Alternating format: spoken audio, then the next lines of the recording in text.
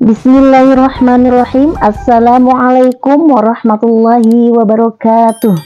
Bagaimana kabar kalian semuanya? Mudah-mudahan kita semuanya selalu ada dalam lindungan Allah Subhanahu wa Ta'ala. Amin ya Allah ya Rabbal Alamin. Baiklah anak-anak yang Bu Rosmi sayangi dan Bu Rosmi banggakan, untuk tujuan pembelajaran hari ini, yang pertama, dapat menjelaskan pengertian dan tata cara sholat gerhana, istisqa, dan jenazah. Kemudian yang kedua, menemukan sikap penuh harap kepada Allah Subhanahu wa Ta'ala dan kepedulian sosial. Dan yang terakhir adalah dapat mempraktikkan sholat gerhana, istisqa, dan jenazah. Kali ini kita akan membahas soal esai bab 4 serta jawabannya, yaitu terkait dengan ibadah dengan disiplin dan penuh harap kepada Allah Subhanahu wa Ta'ala serta sesama melalui sholat gerhana, istisqa, dan jenazah. Kemudian pertanyaan untuk nomor 1. Apakah yang dimaksud dengan sholat gerhana? Jelaskan bagaimana cara pelaksanaannya. Tentunya untuk jawaban nomor 1, kita harus mengetahui definisi sholat tersebut. Nah, sholat yang dilakukan pada saat gerhana matahari disebut sholat kusuf. Sedangkan sholat yang dilakukan pada saat gerhana bulan disebut sholat kusuf. Pelaksanaan sholat gerhana dilaksanakan sebanyak 2 rakaat dengan 4 kali ruku. Adapun tata caranya, yang pertama niat. Bunyinya, usalli sunnatal kusufi rak'ataini ma'muman lillahi ta'ala. Kemudian yang kedua takbiratul ihram, yakni membaca takbir sambil mengangkat tangan.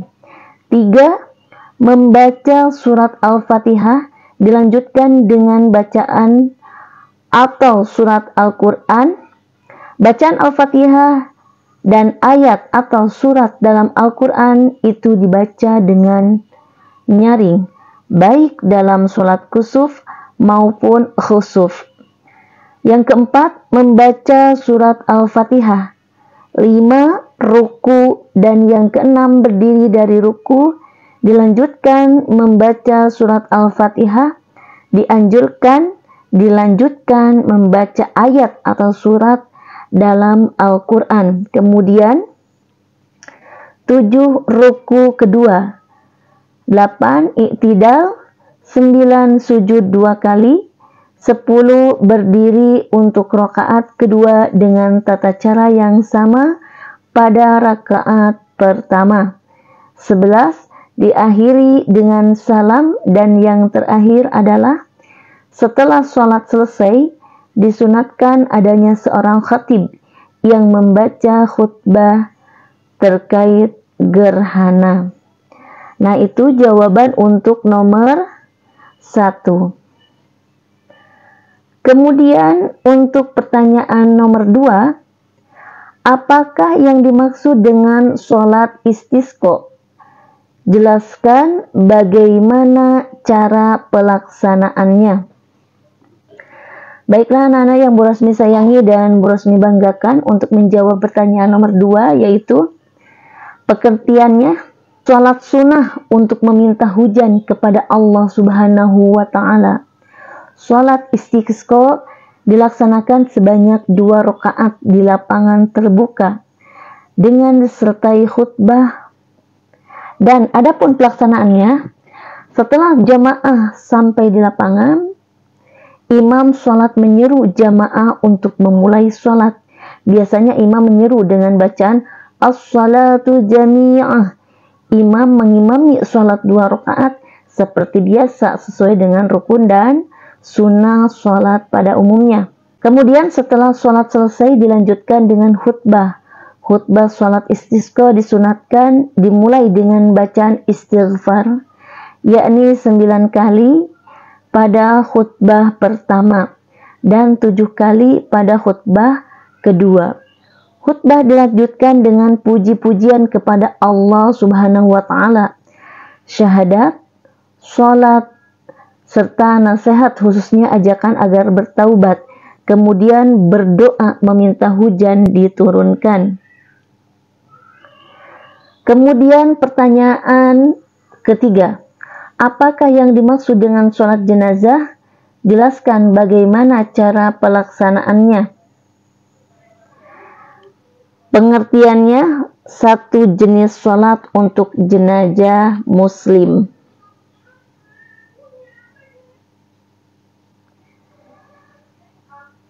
Pelaksanaannya yang pertama, niat. Usolli ala ma shalla alaihi imamu ma'muman fardalillahi ta'ala. Kemudian berdiri, takbir 4 kali, membaca surat Al-Fatihah setelah takbiratul ihram, membaca sholawat atas Nabi Muhammad SAW setelah takbir kedua, kemudian mendoakan jenazah setelah takbir ketiga, yang selanjutnya membaca doa setelah takbir keempat dan diakhiri dengan salam. Soal keempat, sebutkan 5 manfaat sholat jenazah dan kegiatan takziah. Yang pertama tentunya menumbuhkan kepedulian terhadap sesama keluarga yang berduka, akan mendapatkan kekuatan spiritual, membantu keluarga yang berduka, mengatasi permasalahan-permasalahan yang dihadapi, menguatkan hati yang sedang berduka, kemudian mengurangi beban yang berduka. Ketika kita diberikan ujian, mudah-mudahan kita bisa melewatinya dan Allah mengangkat derajat kita semuanya. Amin ya Allah ya Rabbal Alamin. Kemudian soal yang kelima, perhatikan ilustrasi berikut. Musim kemarau tahun ini dirasakan lebih panjang oleh masyarakat. Air mulai sulit didapatkan. Lahan pertanian terancam gagal panen karena kekurangan air. Dalam situasi yang sulit ini, ada kabar menggembirakan dari Badan Meteorologi, Klimatologi, dan Geofisika, yakni BMKG.